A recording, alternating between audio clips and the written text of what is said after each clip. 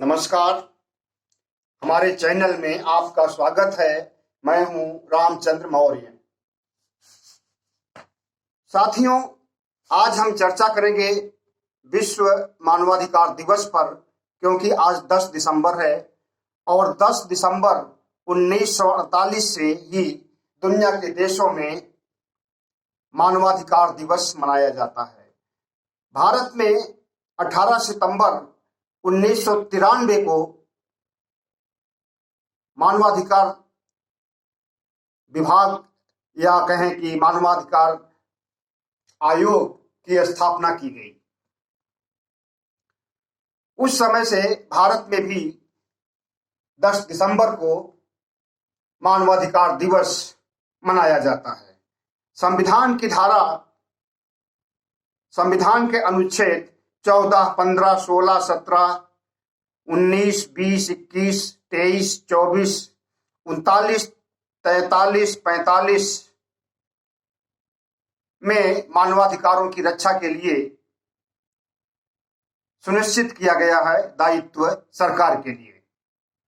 लेकिन इन मानवाधिकार से संबंधित जो जिम्मेदारियां सरकार को दी गई हैं, उस पर हमारी सरकारें कितना खरा उतरती हैं, कितना मानवाधिकारों की रक्षा करती हैं, मानवाधिकारों के हनन को कितना रोक पाती हैं, इसे सब लोग जानते हैं। आए दिन हत्या, बलात्कार, तरह तरह के अपराध समाज में होते हैं और उस पर सरकार नियंत्रण नहीं कर पाती है। जब सरकार खुद ही आपराधिक प्रवृत्ति की हो, आपराधिक मानसिकता की हो और ठोक देने के लिए सार्वजनिक रूप से मंच पर सत्ता को संदेश दे, शासन प्रशासन को आदेश दे, तो इसे क्या कहा जा सकता है? ये मानवाधिकारों की रक्षा हुई या फिर मानवाधिकारों का हनन करने का एक ब्रह्मास्त्र हुआ? साथियों, जिस देश में विधायक और सांसद खुद अपराधी होते हों और सभी पार्टियों की, कोई यही नहीं है कि भारतीय जनता पार्टी के, उस देश में, जिस देश में आतंकवादी भी चुनाव लड़ते हों मेंबर ऑफ पार्लियामेंट का और जीत करके भी आ जाते हों, उस देश में मानवाधिकारों की रक्षा कैसे हो सकती है? आप अपने से सवाल कीजिए, सोचिए जरूर। साध्वी प्रज्ञा क्या है? एक आतंकवादी है, उनके ऊपर केस चल रहा है। सिर्फ साध्वी प्रज्ञा ही नहीं, बहुत से अपराधी संसद में बैठे हुए हैं, सांसद के रूप में, मेंबर ऑफ पार्लियामेंट के रूप में बहुत से अपराधी बैठे हुए हैं विधानसभा में, विधान परिषद में, जो कि अपराधी, उनके ऊपर संगीन अपराध के मुकदमे चल रहे हैं। तो जिस देश में अपराधियों को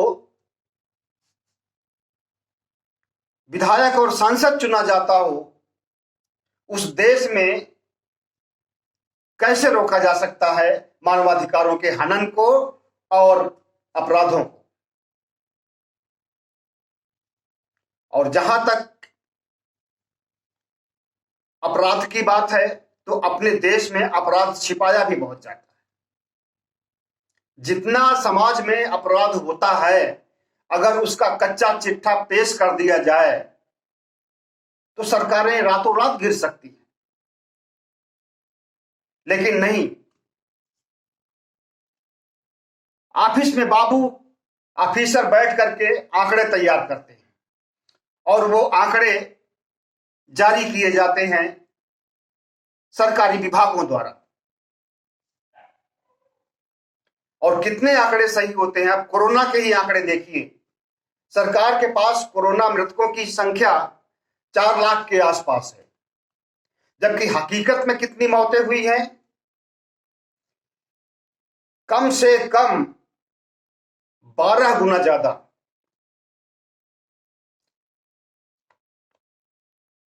विदेशी अखबारों में, विदेशी मीडिया ने बताया कि 45 से 50 लाख तक मौतें भारत में हुई हैं और हमारे देश के अधिकारी और बाबू आंकड़े जारी करते हैं कि 4 लाख के आसपास।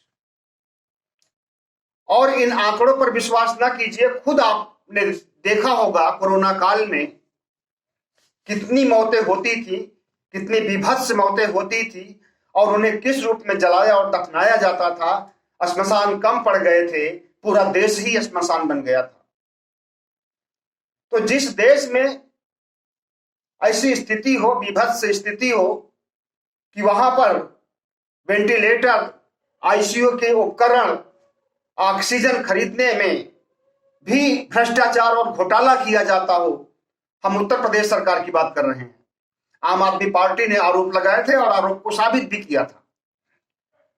तो उस देश में मानवाधिकारों को कैसे बचाया जा सकता है?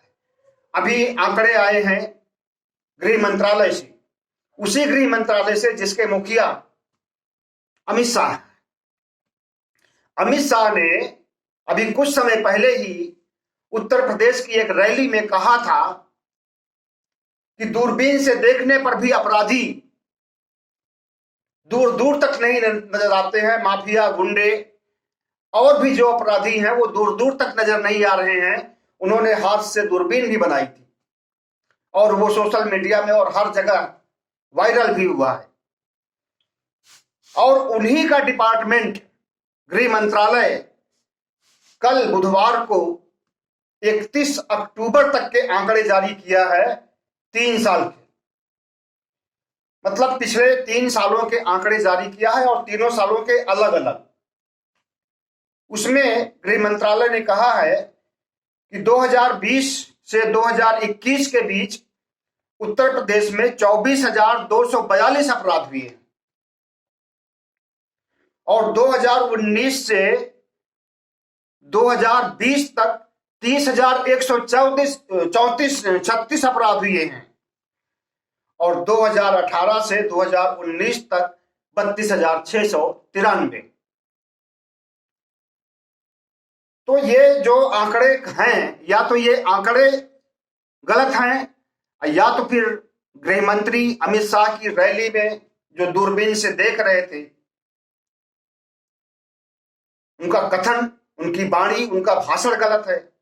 दो में से तो एक गलत है। और हम तो ये कहते हैं कि ये आंकड़े भी गलत हैं और मंत्री का बयान भी गलत है। दूरबीन से देखने वाले गृह मंत्री का बयान भी गलत है, क्योंकि आंकड़े जो बनाए जाते हैं टेबल पर वो सही नहीं होते हैं। आंकड़ों की बाजीगरी मैंने बताया आपको कोरोना के मामले में। कोरोना के मामले में ही नहीं, किसी भी, जितने भी एनसीआरबी के या जितने भी आंकड़े जारी होते हैं वो समाज में सर्वे के आधार पर नहीं होते हैं, थानों से लिए गए आंकड़े नहीं होते हैं, अदालतों से लिए गए आंकड़े नहीं होते हैं। वो सब आंकड़े बनाए जाते हैं और लिए भी जाते हैं तो उनको उसी रूप में दिखाया नहीं जाता है। और पहली बात तो थानों में पूरे क्राइम के मामले कहाँ दर्ज होते हैं? कहाँ जिसका एफआईआर होता है उसी का हिसाब होता है, और जिसमें सिर्फ कंप्लेंट करके कार्रवाई की जाती है उसका कोई हिसाब नहीं होता। और ज्यादातर थानों में तो आपराधिक मामलों में भी एफआईआर दर्ज ही नहीं किया जाता। तो हमारा ये कहना है कि ये जो आंकड़े जारी करते हैं और जो नेता बयान देते हैं और जो ये चुनावी परंपरा है अपराधियों को टिकट देने की और उन्हें जिताने की, ये सब क्या एक अच्छे लोकतंत्र, एक स्वस्थ लोकतंत्र के लिए सही है? बिल्कुल नहीं सही है। और जब तक आपराधिक मानसिकता के लोग शासन में होंगे, अब देखिए लखीमपुर खीरी में क्या हुआ सबको पता है। मंत्री ने धमकी दिया और उस धमकी को बेटे ने साबित कर दिया, किसानों को कुचल दिया। चला था किसान आंदोलन को कुचलने के लिए और किसानों को ही कुचल दिया और आज तक वो मंत्री बना हुआ है। किसानों ने की इतनी मांगे मानी गई, लेकिन मंत्री को बर्खास्त करने की मांगे नहीं मानी गई। और देखिएगा अगला जब मंत्रिमंडल विस्तार होगा तो उसमें उसको कैबिनेट मंत्री बनाया जाएगा, अनुराग ठाकुर की तरह। तो जिस देश में अपराधी सत्ता में आ जाएं और आपराधिक मानसिकता उनकी जोर मारती हो, हमेशा जोर मारती हो, और उसको वे नजरअंदाज करते हो और जनता को हिंदू मुस्लिम का विषमन करके जनता के बीच में, लोगों के बीच में, मतदाताओं के बीच में सांप्रदायिकता का, धर्मांधता का माहौल तैयार किया जाता हो, तो ये सब करने वाले लोग कौन हैं? नेता है। और वही अपने को लोकतंत्र का प्रहरी कहते हैं, लोकतंत्र के रक्षक कहते हैं।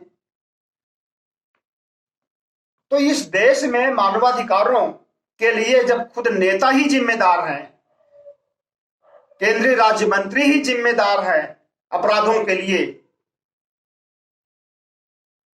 सिर्फ वही नहीं, शासन के अधिकारी और आईपीएस, आईएएस, पीसीएस ये सब भी जिम्मेदार होते हैं। कत्लेआम करके फरार हो जाते हैं, उन्हें पकड़ा जाता है। इस समय कितने एसपी, कितने एसएसपी फरार हैं आपको पता है? कम से कम आधे दर्जन फरार हैं और उनको पुलिस को तलाश रही है। पुलिस के कांस्टेबल, पुलिस के अधिकारियों को तलाश रहे हैं। तो ये भारतवर्ष में मानवाधिकारों की स्थिति है। और ये तो रही इनकी स्थिति। समाज की बात देखिए, समाज में अगड़ों पिछड़ों का टकराव, आए दिन बलात्कार होता रहता है। सवर्ण जातियां छोटी जातियों पर, खास करके दलित जातियों पर अत्याचार करती हैं और बलात्कार की घटनाएं रोज होती हैं।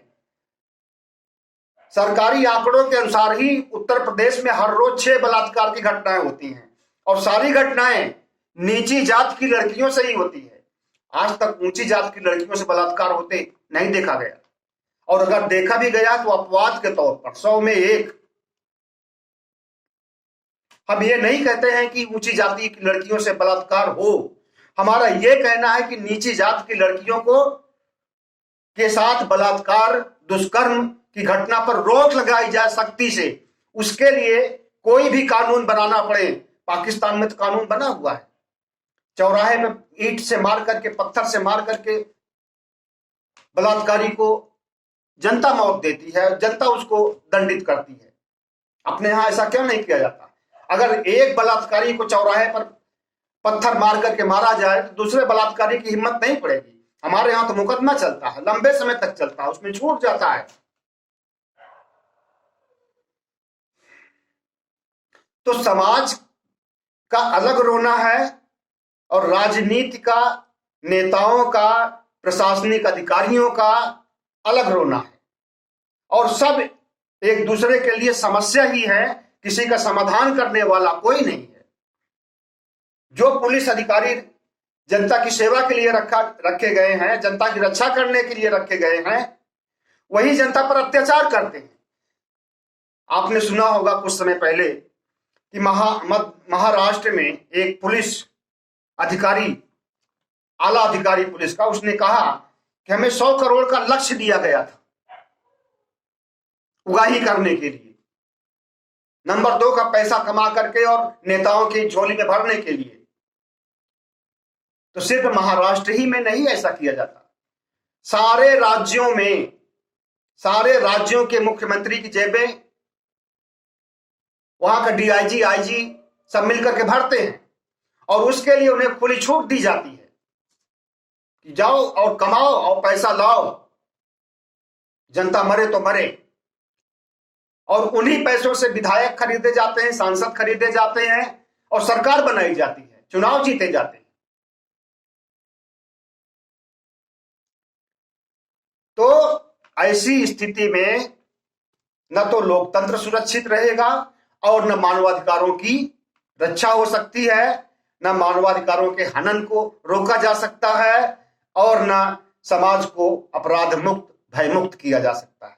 भले ही चुनाव में बड़े बड़े नारे दिए जाए कि हम अपराध को रोकेंगे, गुंडा राज को रोकेंगे, जंगल राज को रोकेंगे, लेकिन कोई नहीं रोकता है। यही योगी भारतीय जनता पार्टी 2017 में अपराधों को रोकने के लिए, गुंडई रोकने के लिए, गुंडा सरकार को हटाने के लिए कितनी कस्में खाई थी, और मुख्यमंत्री पता ही नहीं था किसको बनाना है और ला करके बना दिया योगी जी को रातों रात। और वो एक आपराधिक, जिसके पास के अपराध के बहुत से आंकड़े हैं, सूची है, और जब वो मुख्यमंत्री बनता है तो सारे अपराध के आंकड़ों को अदालत से हटा लेता है। तो ऐसे मुख्यमंत्री होते हैं, और खुद जनता के साथ न्याय करने, जनता की रक्षा करने के बजाय जनता को ठोक देने की बात करता है और खुले मंच पर करता है। इसके खिलाफ संविधान की या भारतीय दंड संहिता की कोई धारा नहीं लगती है। यह मुख्यमंत्री ने किस तरह के बयान दिए हैं, आप सुन करके दांतों तले उंगली दबाएंगे। इसी मुख्यमंत्री ने एक समय में कहा था कि मुस्लिम महिलाओं को कब्र से निकाल करके बलात्कार करना चाहिए, और ऐसे विस्फोटन करने वाले, ऐसे आग उगलने वाले को मुख्यमंत्री बनाया गया, और आगे भी मुख्यमंत्री बनाने की योजना बनाई जा रही है। जनता सब देख रही है, वोटर सब देख रहे हैं, मतदाता सब भुक्तभोगी हैं कि कितना मानवाधिकारों की रक्षा हो रही है उत्तर प्रदेश में और देश में। लोकपाल बैठाए गए हैं सारे राज्यों में, केंद्र में भी, लेकिन लोकपाल क्या कर रहा है, बैठ करके मक्खी मार रहा है। एक भी उसके पास भ्रष्टाचार के केस नहीं जा रहे, और जाते भी हैं तो वो पेंडिंग में पड़े रहते हैं, उस पर कोई कार्रवाई नहीं होती। तो हाथी के दांत दिखाने के कुछ और, खाने के कुछ और होते हैं। केजरीवाल की आंदोलन की वजह से लोकपाल बनाना शुरू किया गया, राज्यों में भी और केंद्र में भी, और उसका कितना पालन किया जा रहा है। अगर लोकपाल सक्रिय हो जाए तो सारे नेता जेल में होंगे, सारे विधायक जेल में होंगे, वो किसी भी पार्टी के हो, चाहे शिवसेना के हो, चाहे भारतीय जनता पार्टी के हो, चाहे कांग्रेस के हो, सबके हो। लेकिन भारतीय जनता पार्टी के ज्यादा जाएंगे, क्योंकि ज्यादातर इसमें क्रिमिनल हैं, ज्यादातर इसमें आतंकवादी हैं, और ज्यादातर इसमें बलात्कार करने वाले हैं, रेप करने वाले हैं, और महिलाओं की इज्जत लूटने वाले हैं भारतीय जनता पार्टी।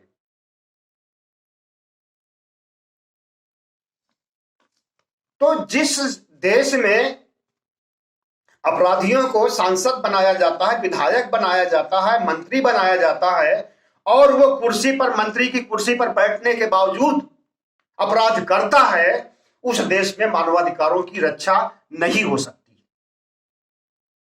पूरी व्यवस्था ही सड़ गई है, और इस व्यवस्था को बदलने के लिए आमूलचूल परिवर्तन करना होगा, और आमूलचूल परिवर्तन करने के लिए किसानों के पदचिन्हों पर चलना होगा।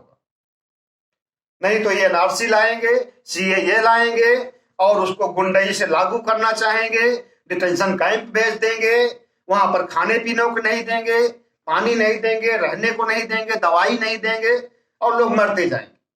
और या रहेंगे तो दोयम दर्जे के हो जाएंगे, उनकी नागरिकता छीन ली जाएगी, वोट देने के अधिकारी नहीं रहेंगे।